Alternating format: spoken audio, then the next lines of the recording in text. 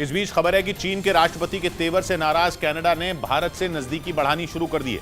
कुछ दिन पहले ही इंडोनेशिया में हुई G20 समिट में कनाडा के पीएम और शी जिनपिंग की बहस हुई थी और इस बहस का वीडियो दुनिया ने देखा था, जिसमें शी जिनपिंग कनाडा के पीएम जस्टिन ट्रूडो से शिकायत करते दिखे और आरोप लगाया कि उन दोनों के बीच हुई बातचीत मीडिया में लीक हो गई। इस बात की वजह से दोनों के बीच बहस हुई और ट्रूडो ने शी जिनपिंग से साफ साफ कह दिया था कि वो कई मुद्दों पर चीन से असहमत हो सकते हैं।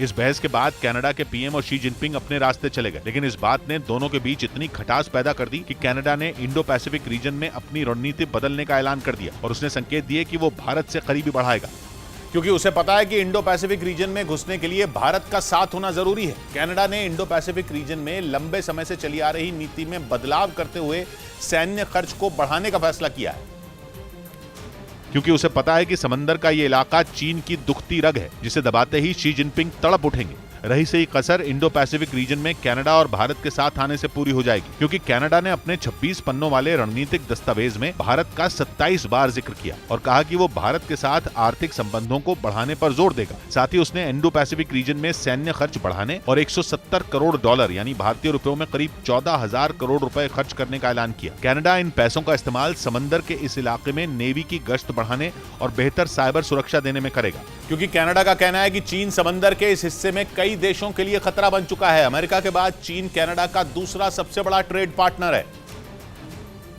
लेकिन यूक्रेन जंग के बाद दुनिया के हर देश का रिश्ता दूसरे देश से बदल गया है। कनाडा और चीन भी उन्हीं में शामिल है। अमेरिका और कनाडा साथ हैं और चीन अमेरिका के खिलाफ। माना जा रहा है कि इंडोनेशिया के बाली में हुई G20 समिट में शी जिनपिंग ने जस्टिन ट्रूडो पर इसी बात का गुस्सा निकाला, जिसके बाद कनाडा ने बयान दिया कि इंडो पैसिफिक रीजन में चीन की अपने विरोधियों से प्रभाव बढ़ाने की जंग है और इसीलिए वो वहां अपनी रणनीति बदलेगा, क्योंकि कनाडा का पश्चिमी हिस्सा प्रशांत महासागर तक फैला हुआ है। चीन को सबक सिखाने के लिए कनाडा ने भारत, जापान, दक्षिण कोरिया, सिंगापुर और ताइवान के साथ मिलकर काम करने का फैसला किया, जिसमें सबसे ज्यादा अहम भूमिका भारत की हो सकती है, क्योंकि इंडो पैसिफिक रीजन में भारत चीन की नाक में दम कर सकता है और समंदर के रास्ते व्यापार करने वाले चीन का रास्ता रोक सकता है। माना जा रहा है कि चीन से दूरी बढ़ने के बाद कनाडा इसी वजह से भारत से नजदीकी बढ़ा रहा है।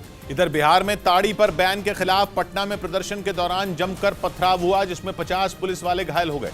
इस प्रदर्शन में अनुसूचित जाति में आने वाले पासी समुदाय के सैकड़ों लोग शामिल हुए, जो गांधी मैदान से राजभवन तक मार्च निकालना चाहते थे, लेकिन बीच रास्ते में पुलिस ने बैरिकेड लगाकर उनका रास्ता रोक दिया, जिस पर वो भड़क गए और पुलिस वालों पर ही पत्थर बरसाने लगे।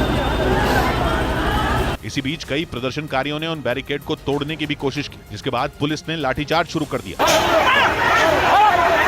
काफी देर तक पटना की सड़कों पर यह हंगामा होता रहा। पुलिस की सख्ती के बावजूद कई प्रदर्शनकारी वहां से हटने को तैयार नहीं दिखे। बाद में पुलिस की कई और टीमों को भेजा गया, तब जाकर हालात काबू में आए। असल में पासी समुदाय के लोग ताड़ी निकालने का काम करते हैं, जिसे पीने से हल्का नशा आता है। उनका आरोप है कि पुलिस शराबबंदी के नाम पर उन्हें झूठे केस में पकड़ रही है।